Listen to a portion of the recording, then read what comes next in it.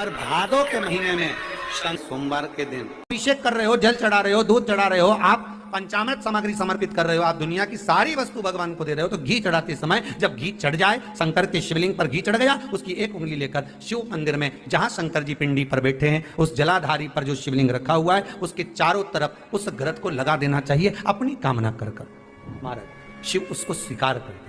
जो अभिषेक आपने किया है वो अभिषेक का फल भगवान भोलेनाथ कुछ ही दिन में प्रदान कर देते हैं, मात्र उंगली फेर देने पर। घृत पात्र की उंगली।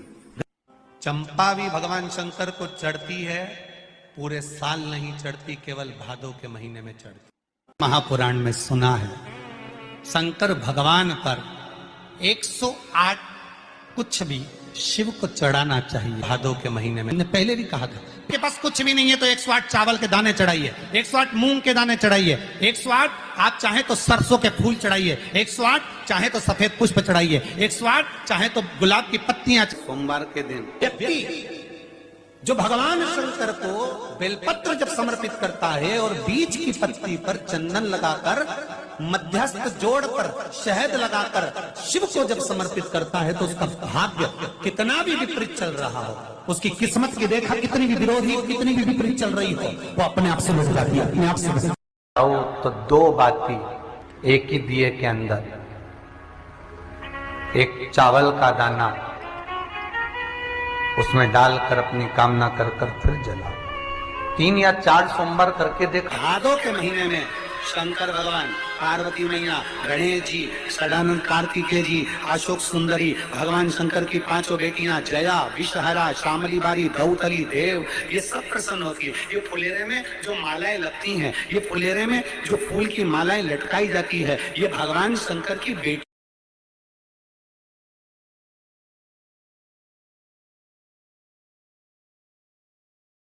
के भाव से, भगवान शंकर के एक परिवार की उन्नति के भाव से। फुलेरे का मतलब होता है कि खूब फलो फूलो, खूब फलो फूलो।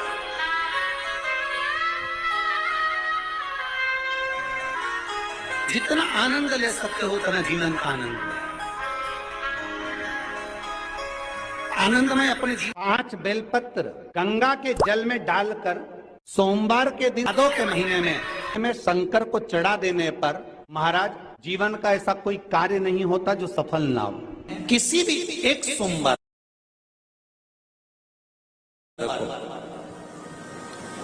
अगर व्यापार नहीं चल रहा है, नौकरी नहीं मिल रही है, तो कोई तकलीफ आ रही है, तो कोई कष्ट आ रहा है, कोई रोग बढ़ रहा है, डॉक्टर से ऐसा लग रहा है कि ये बड़ी बीमारी बताने वाला है, शरीर में कोई गांठ पड़ गई है और वो जांच के लिए गई है, तो बिल्कुल श्रावण के महीने में किसी भी एक सोमवार को गंगा जल लेकर जाइए शिव मंदिर में। शंकर जी के मंदिर में थोड़ा सा गंगा जल नंदी को समर्पित कर कर, थोड़ा अशोक सुंदरी को समर्पित कर कर, थोड़ा गणेश और कार्तिकेय को समर्पित कर कर, थोड़ा सा गंगा जल जया, विषहरा, शामरी बारी, दौतली और देव को समर्पित कर कर, थोड़ा सा गंगा जल शिवलिंग पर समर्पित कर दो। उस गंगा जल को वापिस झेल कर लेकर आओ।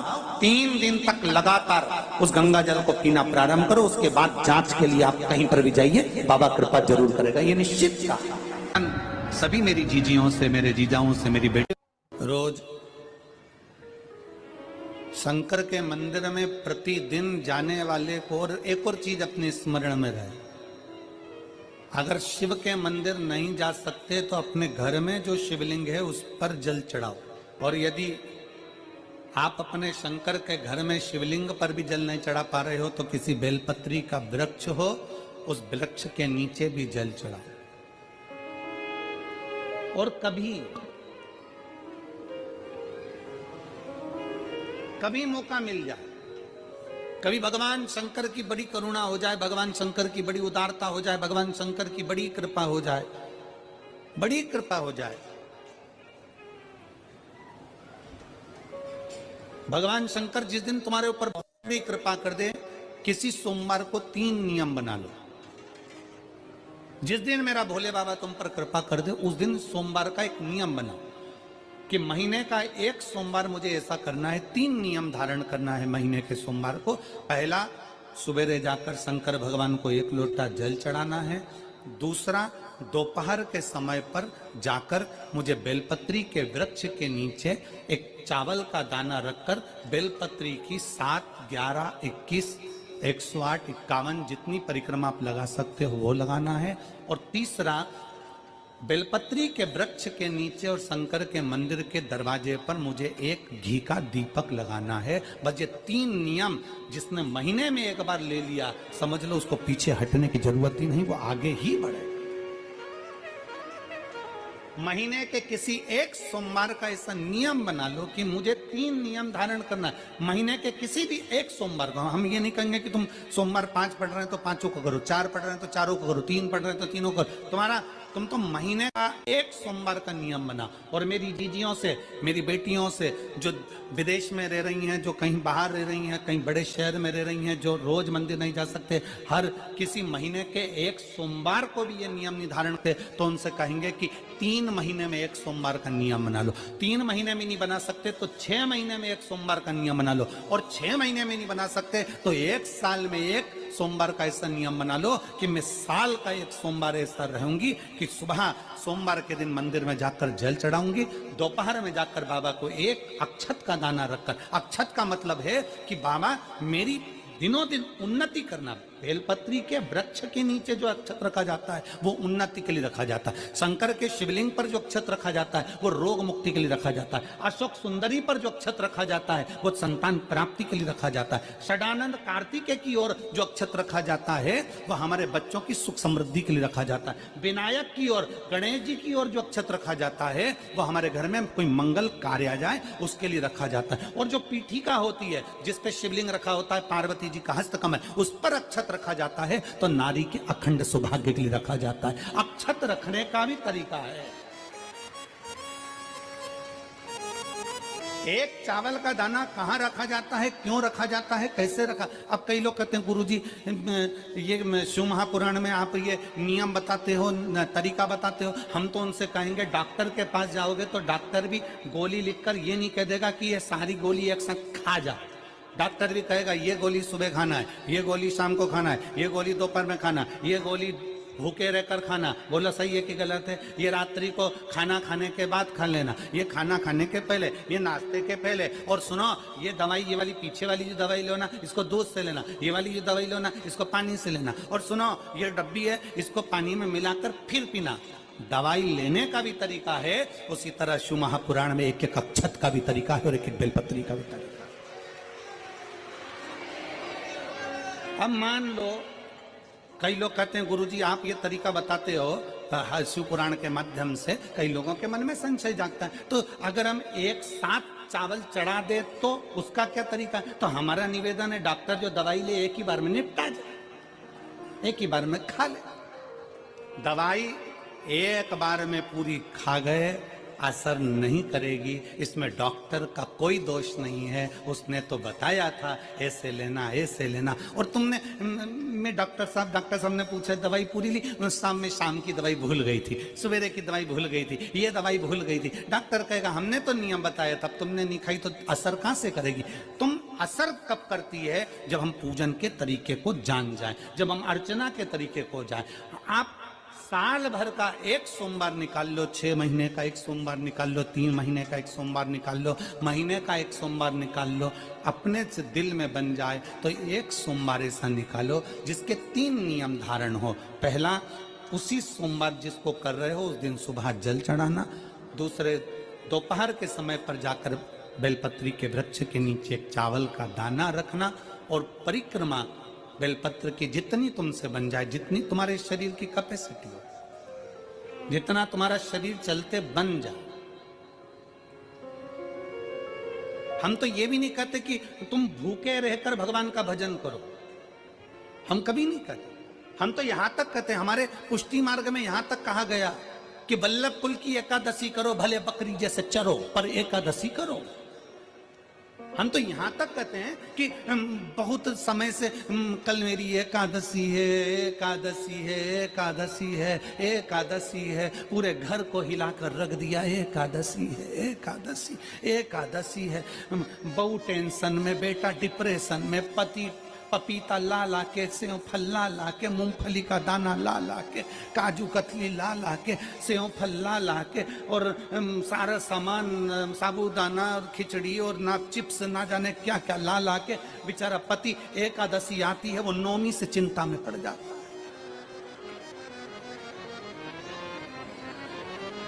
हम तो ये भी नहीं कहते कि तुम व्रत बहुत भारी करो, तुम व्रत उपास भी बहुत बहुत टेंशन वाला करो, ना ना ना।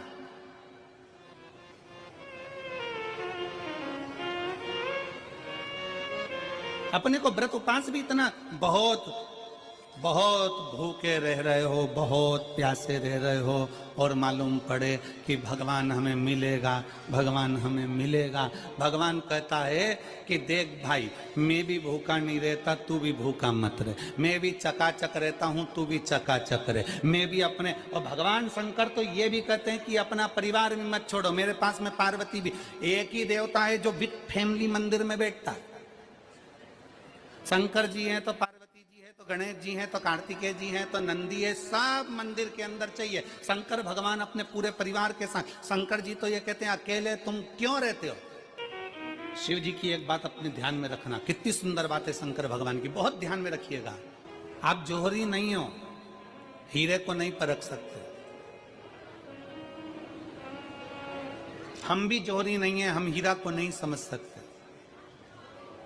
पर भगवान शंकर ने पृथ्वी पर जिसको जन्म दिया उसको जौहरी बनाकर पैदा किया है, उसको जौहरी बनाकर भेजा है कि आप भले हीरा को न समझो चलेगा, पर अपने नजदीक में कोई दुखी है तो उसकी पीड़ा को जरूर समझना। भगवान शंकर कहते हैं उसकी पीड़ा का स्मरण।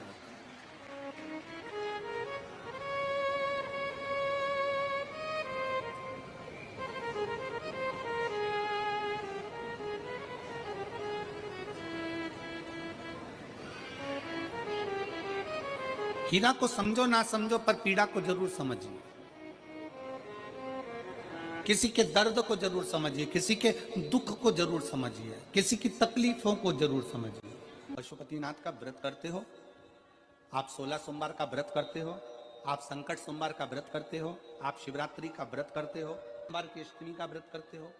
उन व्रतों में सारे व्रत करो, मना नहीं है, पर उस व्रत में अपना पूर्ण समर्पण परमात्मा के प्रति रखो।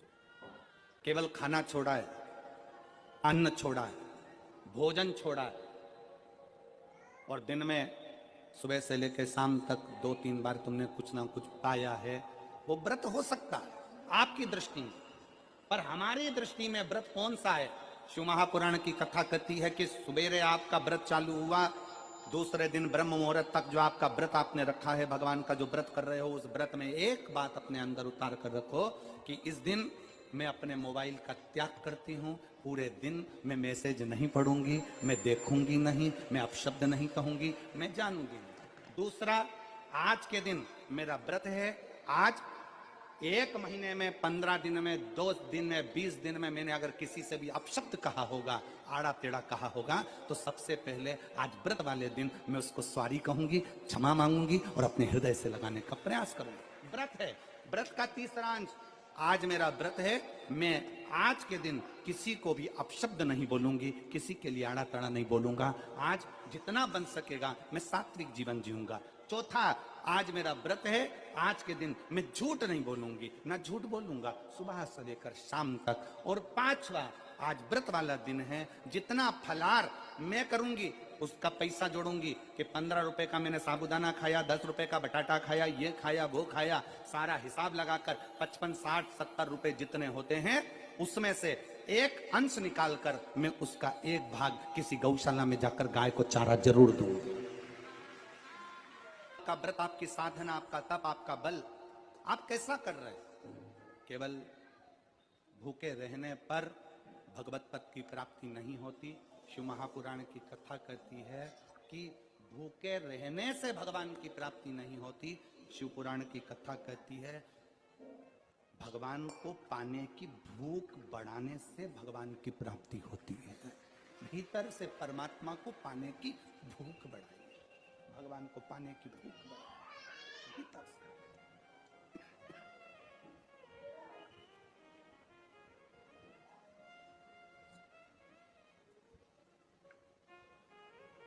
व्रत करो मना नहीं, तप करो मना नहीं, साधना करो मना नहीं, पर उस तप साधना में व्रत में परमात्मा को पाने की ललकता हो आपके भीतर, भगवान को पाने की ललकता हो आपके भीतर, भगवत पद को पाने की ललकता हो आपके भीतर, तो भगवान है। महापुराण की कथा एक बड़ी सुंदर बात कहती है, व्रत आप करते हो, उपास आप करते हो, नियम आप लेते हो, पूरा किसको करना पड़ता है? तुम्हें नहीं। व्रत आप करते हो, उपास आप करते हो, नियम आप लेते हो और पूरा देवाधिदेव करते हैं, भगवान शंकर करते हैं। बस इतना जरूर याद रखें कि जैसे कुछ प्राप्त हो भी गया तो शिव को धन्यवाद देकर शंकर के दरवाजे पर जाते रहना, यह हमारा कर्तव्य है।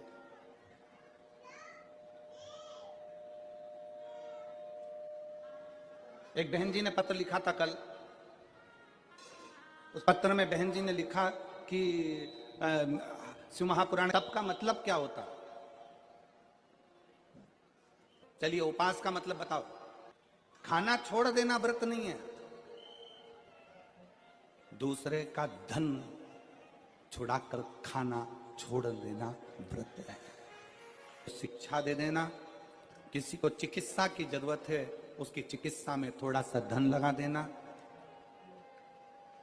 कोई रोते हुए के आंख के आंसुओं को पोंछ देना, किसी के दुख में खड़े होकर उसको खुशियां प्रदान कर देना, ये दुनिया का सबसे बड़ा व्रत है, सबसे बड़ी साधना, सबसे बड़ा तप। मन साफ है तो सारी गलतियां माफ है, और अगर मन ही साफ नहीं है तो गलती कौन माफ करेगा भाई?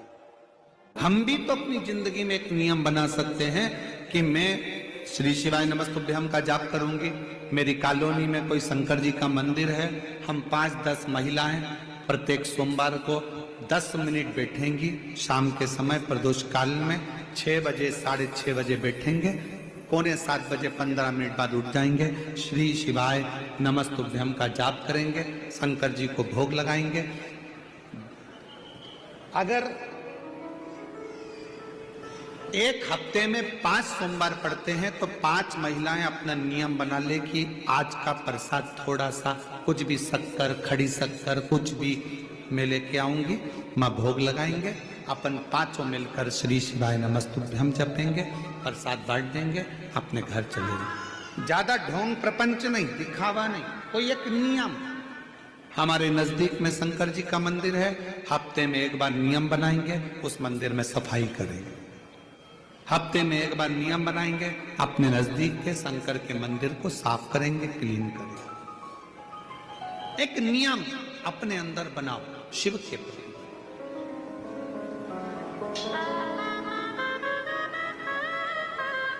अपने भीतर जब हम नियम बना लेते हैं कि श्री शिवाय नमस्तुभ्यम जपना है, शिव को एक लोटा जल चढ़ाना है, शंकर की आराधना करना है, तो शिव हमारे लिए भी कोई ना कोई नियम जरूर बनाते हैं और हमारा कल्याण जरूर करते हैं। एक नियम बना, इस कथा को सुना, तुम्हारे पति को फल प्राप्त हो। कलिकाल में संसार में जो शिव महापुराण की कथा को सुनता है, श्रवण करता है, करवाता है, बाँचता है, सुनता है, वो जितने जीव इस कथा को श्रवण करने आते हैं, केवल उनका ही नहीं, उनकी 71 पीढ़ी का कल्याण शिव पुराण की कथा। मान लो तुम किसी कार्य के लिए जा रहे हो, 5 बार 6 बार तुम उस कार्य के लिए होकर आ गए, या किसी से अपना पैसा लेना है और तुम उसको पास 50 बार होकर आ गए हो, भैया पैसे कब देगा? या किसी कार्य के लिए जा रहे हो, वो कार्य नहीं हो रहा, 50 बार होकर आ गए, वो काम नहीं हो रहा। शिव महापुराण कहती है लाल चंदन, कौन सा चंदन? लाल चंदन को अच्छा घिसो और घिसकर तैयार कर कर बेलपत्री के ये जो दोनों भाग हैं, दर्शन हो रहे हैं आप लोगों को? लाल चंदन घिसो और घिसकर बेलपत्री के ये दोनों भाग हैं, दोनों पत्तियां जो नीचे की हैं, इसमें उस चंदन को लगा लीजिए। अगर किसी से आपको पैसा लेना है, वो नहीं दे रहा, या कोई काम है या जॉब है या नौकरी है या उसके लिए या कोई विद्याध्ययन का कोई कार्य है, कोई स्कूल में पढ़ाई कर रहे हो और वो कार्य नहीं हो रहा, 5 बार 6 बार करके देख लिया नहीं हो रहा, तो ये दोनों पत्तियों पर लाल चंदन लगाओ। लाल चंदन लगाने का मतलब ये नहीं कि जरा सी तुम बिंदी लगा दो, लाल चंदन जो घिसा है उसको पूरी पत्तियों पर अच्छे से फेरना है, उस लाल चंदन को लगा लीजिए। और महाराज बीच की पत्ती में थोड़ा सा घृत, घृत मतलब गाय का घी, गौ माता के दूध से माखन से निर्मित उस घी को बीच की पत्ती में थोड़ा सा लगा लीजिए। और जो अशोक सुंदरी वाली जगह है, जानते हो ना आप लोग अशोक सुंदरी की जगह, आपको पहले भी कथा में कहा, समझ लीजिए ये शिवलिंग है, ये जलाधारी पर रखा हुआ है, ये गोल जलाधारी है, यहां से पानी नीचे गिरता है, ठीक है, ऐसे ही होता ना शिवलिंग। तो शंकर भगवान का पूरा परिवार शिवलिंग के आसपास में होता है। शंकर भगवान के 13 बच्चे हैं। कितने बच्चे हैं शिव जी के? 13 बच्चे, पूरे 13 की 13 बच्चे और धर्म पत्नी शिव जी की शिवलिंग के आसपास में है। जैसे ये जो गोल जलाधारी है ये माता पार्वती जी का हस्त कमल है, शिवलिंग रखा है ये शंकर जी का स्वरूप है। जहां से पानी नीचे गिरता है राइट भाग गणेश जी का स्थान, लेफ्ट भाग 6 कार्तिकेय षडानंद कार्तिकेय का स्थान। जहां शिवलिंग का जहां पानी जाता है उसके बीच में एक मोटी सी लाइन होती है, वो शंकर भगवान की सबसे छोटी लड़की जिसका नाम अशोक सुंदरी है उसका स्थान है। ऊपर से बूंद बूंद पानी जो शिवलिंग पर गिर रहा है ये शंकर भगवान की 5 लड़कियों का स्थान है, जया, विषहरा, शामली बारी, दौतली और देव। ये शंकर जी की 5 बेटियां हैं जो भगवान शंकर के ऊपर पानी की एक एक बूंद गिराती हैं महाराज। तो शिव जी की जो सबसे